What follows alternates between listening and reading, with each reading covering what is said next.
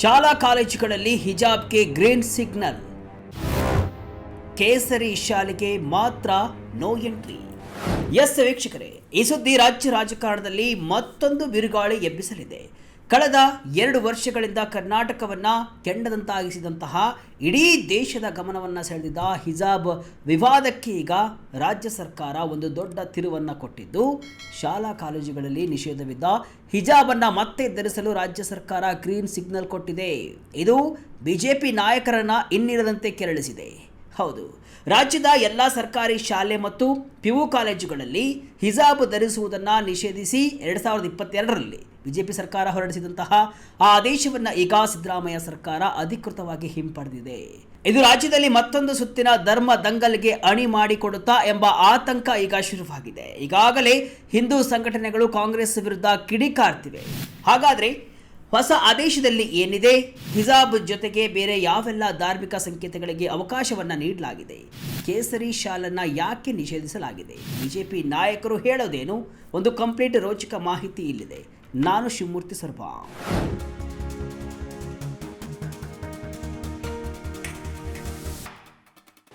S ವೀಕ್ಷಕರೇ, 2022ರಲ್ಲಿ ಉಡುಪಿಯ ಸರ್ಕಾರಿ ಬಾಲಕಿಯರ ಕಾಲೇಜಿನಲ್ಲಿ 6 ಜನ ವಿದ್ಯಾರ್ಥಿನಿಯರು ಹಿಜಾಬನ್ನು ಧರಿಸಿ ಬಂದಾಗ ಅವರಿಗೆ ಪ್ರವೇಶವನ್ನು ನಿರಾಕರಿಸಲಾಗಿತ್ತು.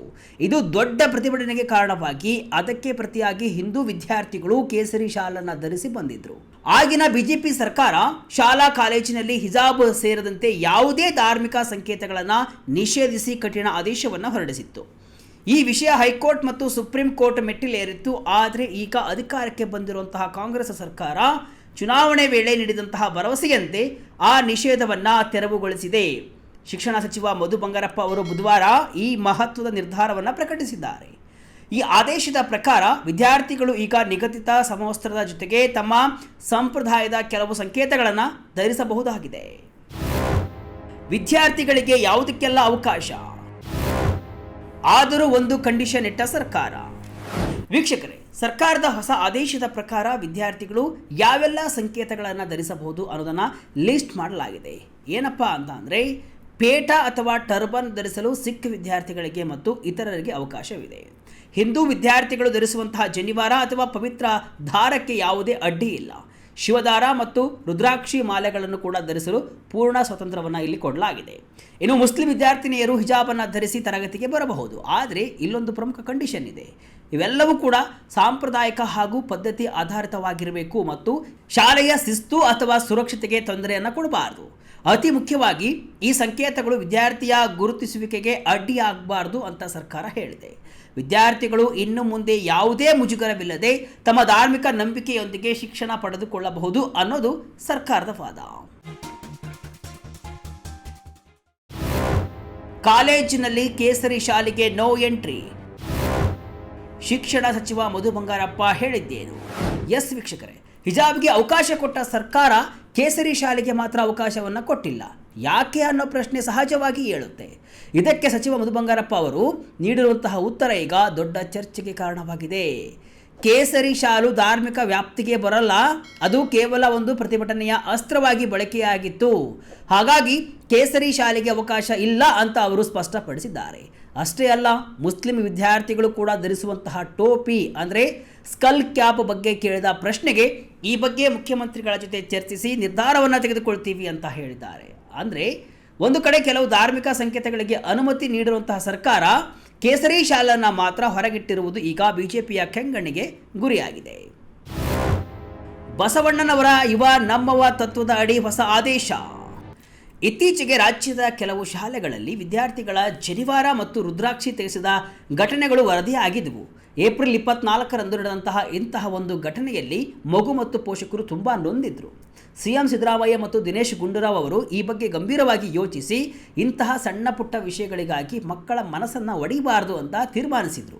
ಬಸವಣ್ಣನವರ ಯುವ ನಮ್ಮವ ಎನ್ನುವ ಉದಾತ್ತ ನಿಲುವನ್ನು ಶಿಕ್ಷಣ ಸಂಸ್ಥೆಗಳಲ್ಲಿ ಅಳವಡಿಸಿಕೊಳ್ಬೇಕು. ಯಾವುದೇ ವಿದ್ಯಾರ್ಥಿಗೆ ಶಿಕ್ಷಣ ನಿರಾಕರಣೆ ಆಗಬಾರ್ದು ಅನ್ನೋದೇ ಈ ಆದೇಶದ ಮೂಲ ಉದ್ದೇಶ ಅಂತ ಮಧು ಬಂಗಾರಪ್ಪನವರು ಸಮರ್ಥನೆಯನ್ನು ಮಾಡಿಕೊಂಡಿದ್ದಾರೆ. ಪರೀಕ್ಷೆ ವೇಳೆ ಹಳೆ ರೂಲ್ಸ್ ಜಾರಿ. ಶಿಸ್ತು ಮೀರಿದರೆ ಕಠಿಣ ಕ್ರಮದ ಎಚ್ಚರಿಕೆ. ಎಸ್ ವೀಕ್ಷಕರೇ, ಈ ಆದೇಶದಲ್ಲಿ ಮತ್ತೊಂದು ಮುಖ್ಯ ಅಂಶ ಅಂದರೆ ಪರೀಕ್ಷೆಯ ಸಮಯ. ಸಾಮಾನ್ಯ ದಿನಗಳಲ್ಲಿ ಇವೆಲ್ಲದಕ್ಕೂ ಕೂಡ ಅವಕಾಶವಿದ್ದರೂ ಸಹ ರಾಷ್ಟ್ರ ಮತ್ತು ರಾಜ್ಯ ಮಟ್ಟದ ಪರೀಕ್ಷೆಗಳು ಅಂದರೆ ನೀಟ್, ಕೆಸೆಟ್ನಂತಹ ಪರೀಕ್ಷೆಗಳ ವೇಳೆ ಆಯಾ ಪ್ರಾಧಿಕಾರಗಳು ವಿಧಿಸುವಂತಹ ವಸ್ತ್ರ ಸಂಹಿತೆಯ ಅಂತಿಮವಾಗಿರುತ್ತೆ. ಅಂದರೆ ಪರೀಕ್ಷಾ ಕೊಠಡಿಯ ಸುರಕ್ಷತೆ ಮತ್ತು ಅಕ್ರಮ ತಡೆಯುವ ದೃಷ್ಟಿಯಿಂದ ಈ ವಿನಾಯಿತಿ ಅನ್ವಯವಾಗಲ್ಲ. ಆ ಆಡಳಿತ ಮಂಡಳಿ ಅಥವಾ ಆ ಕಾಲೇಜು ಹೇಳಿದಂತೆ ವಿದ್ಯಾರ್ಥಿಗಳು ಕೇಳಬೇಕು. ಇನ್ನು ಈ ಆದೇಶವನ್ನು ಯಾರಾದರೂ ಕೂಡ ಧಾರ್ಮಿಕ ಸಂಘರ್ಷಕ್ಕೆ ಬಳಸಿಕೊಂಡ್ರೆ ಅಂತಹವರ ವಿರುದ್ಧ ಕಾನೂನು ಕ್ರಮ ಜರುಗಿಸ್ತೀವಿ ಅಂತಲೂ ಕೂಡ ಮಧು ಬಂಗಾರಪ್ಪನವರು ಎಚ್ಚರಿಕೆಯನ್ನು ಕೊಟ್ಟಿದ್ದಾರೆ. ನಾವೇನು ತಲೆಕೆಟ್ಟು ಈ ಆದೇಶವನ್ನು ಮಾಡಿಲ್ಲ, ಎಲ್ಲವನ್ನು ಕೂಡ ಕುಲಂಕುಷವಾಗಿ ಪರಿಶೀಲಿಸಿ ನಿರ್ಧಾರವನ್ನು ತೆಗೆದುಕೊಂಡಿದ್ದೇವೆ ಅಂತ ಅವರು ಮಾರ್ಮಿಕವಾಗಿ ಹೇಳಿದ್ದಾರೆ. ಇನ್ನು ಮುಂದೆ ಯಾವುದೇ ಶಾಲೆಯಲ್ಲಿ ವಿದ್ಯಾರ್ಥಿಯನ್ನ ಧಾರ್ಮಿಕ ಸಂಕೇತದ ಹೆಸರಲ್ಲಿ ಹೊರಗೆ ಹಾಕುವಂತಿಲ್ಲ. ಮುಸ್ಲಿಂ ಓಲೈಕೆ ಅಂತ ಬಿಜೆಪಿ ಆಕ್ರೋಶ. ಹಿಜಾಬ್ ಇದ್ರೆ ಕೇಸರಿ ಶಾಲು ಇರಲಿ ಎಂದು ಆಗ್ರಹ. ವೀಕ್ಷಕರೇ, ಸರ್ಕಾರದ ಈ ಆದೇಶ ಹೊರಬೀಳ್ತಾ ಇದ್ದಂತೆಯೇ ವಿರೋಧ ಪಕ್ಷ ಬಿಜೆಪಿ ಅಕ್ಷರಶಃ ಕೆಂಡಾಮಂಡಲವಾಗಿದೆ. ಬಿಜೆಪಿ ಶಾಸಕ ಭರತ್ ಶೆಟ್ಟಿ ಅವರು ಈ ಆದೇಶವನ್ನು ಕಟುವಾಗಿ ಟೀಕಿಸಿದ್ದಾರೆ. ಸರ್ಕಾರ ತನ್ನ ವೈಫಲ್ಯಗಳನ್ನು ಮುಚ್ಚಿ ಹಾಕೋಕೆ ಇಂತಹ ವಿವಾದಗಳನ್ನು ಮತ್ತೆ ಕೆದಕ್ತಾ ಇದೆ.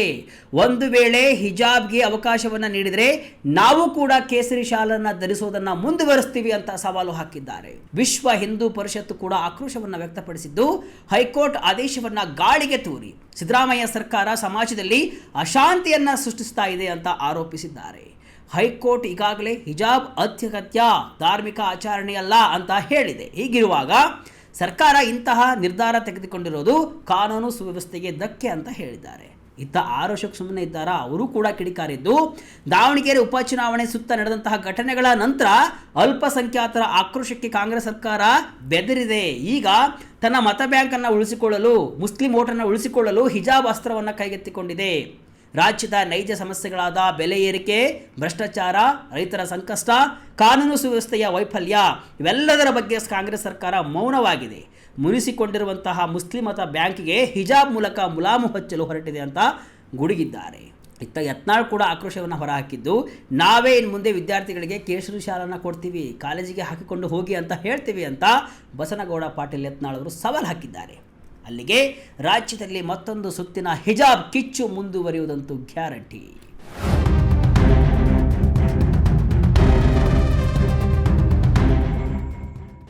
ಒಟ್ಟಾರೆಯಾಗಿ ರಾಜ್ಯ ಸರ್ಕಾರದ ನಿರ್ಧಾರವು ಕರ್ನಾಟಕದ ಶೈಕ್ಷಣಿಕ ವಲಯದಲ್ಲಿ ಮಾತ್ರವಲ್ಲದೆ ರಾಜಕೀಯ ಅಖಾಡದಲ್ಲೂ ಕೂಡ ದೊಡ್ಡ ಸಂಚಲನವನ್ನ ಮೂಡಿಸಿದೆ. ಒಂದು ಕಡೆ ಸರ್ವ ಜನಾಂಗದ ಶಾಂತಿಯ ತೋಟ ಎಂಬ ಆಶಯದೊಂದಿಗೆ ಯಾರೂ ಶಿಕ್ಷಣದಿಂದ ವಂಚಿತರಾಗಬಾರದು ಅಂತ ಸರ್ಕಾರ ಈ ಕ್ರಮವನ್ನು ಸಮರ್ಥಿಸಿಕೊಳ್ತಾ ಇದೆ. ಆದರೆ ಮತ್ತೊಂದು ಕಡೆ ಇದು ಕೇವಲ ಮತ ಬ್ಯಾಂಕ್ ರಾಜಕಾರಣ ಮತ್ತು ಒಂದು ವರ್ಗದ ಓಲೈಕೆ ಅಂತ ಬಿಜೆಪಿ ಗುಡುಕ್ತಾ ಇದೆ. ಹೈಕೋರ್ಟ್ ಆದೇಶ ಮತ್ತು ಸರ್ಕಾರದ ಹೊಸ ನಿಯಮಗಳ ನಡುವಿನ ಈ ಸಂಘರ್ಷ ಮುಂದಿನ ದಿನಗಳಲ್ಲಿ ಯಾವ ತಿರುವು ಪಡೆಯಲಿದೆ ಎಂಬುದು ಕೂಡ ಕುತೂಹಲವನ್ನು ಮೂಡಿಸಿದೆ. ವಿದ್ಯಾರ್ಥಿಗಳ ಕೈಯಲ್ಲಿ ಪುಸ್ತಕವಿರಬೇಕಾದ ಈ ಸಮಯದಲ್ಲಿ ಮತ್ತೆ ವಸ್ತ್ರ ಸಂಹಿತೆಯ ವಿವಾದ ಮುನ್ನೆಲೆಗೆ ಬಂದಿರುವುದು ಪೋಷಕರಲ್ಲಿ ಆತಂಕವನ್ನು ಮೂಡಿಸಿರುವುದಂತೂ ಸುಳ್ಳಲ್ಲ. ಇತ ಬಿಜೆಪಿ ಹಿಜಾಬ್ ವಿಚಾರವನ್ನೇ ಇಟ್ಟುಕೊಂಡು ರಾಜ್ಯಾದ್ಯಂತ ದೊಡ್ಡ ಮಟ್ಟದಲ್ಲಿ ಪ್ರತಿಭಟನೆಯನ್ನು ನಡೆಸಲು ಬಿಗ್ ಪ್ಲಾನ್ ಅನ್ನು ಮಾಡಿಕೊಂಡಿದೆ. ಮತ್ತೆ ರಾಜ್ಯದಲ್ಲಿ ಹಿಜಾಬ್ ಕಿಚ್ಚು ಹೊತ್ತಿಕೊಳ್ಳುತ್ತಾ ಕಾದು ನೋಡಬೇಕು. ಸರ್ಕಾರದ ಹಿಜಾಬ್ ಆದೇಶದ ಬಗ್ಗೆ ನಿಮ್ಮ ಅಭಿಪ್ರಾಯವೇನು? ಕಮೆಂಟ್ ಮೂಲಕ ತಿಳಿಸಿ. ಇದಿಷ್ಟು ಇವತ್ತಿನ ವಿಶೇಷ. ಇದೇ ರೀತಿಯ ಹಲವು ವಿಶ್ಲೇಷಣೆ ಮಾಹಿತಿಯಷ್ಟೇ ಅಲ್ಲ, ಮನರಂಜನೆಯ ವಿಡಿಯೋಗಳಿಗಾಗಿ ವಿಜಯ ಕರ್ನಾಟಕ ವೆಬ್ಸೈಟ್, ಫೇಸ್ಬುಕ್ ಹಾಗೂ ಯೂಟ್ಯೂಬ್ ಪೇಜನ್ನು ಫಾಲೋ ಮಾಡಿ. ಧನ್ಯವಾದಗಳು.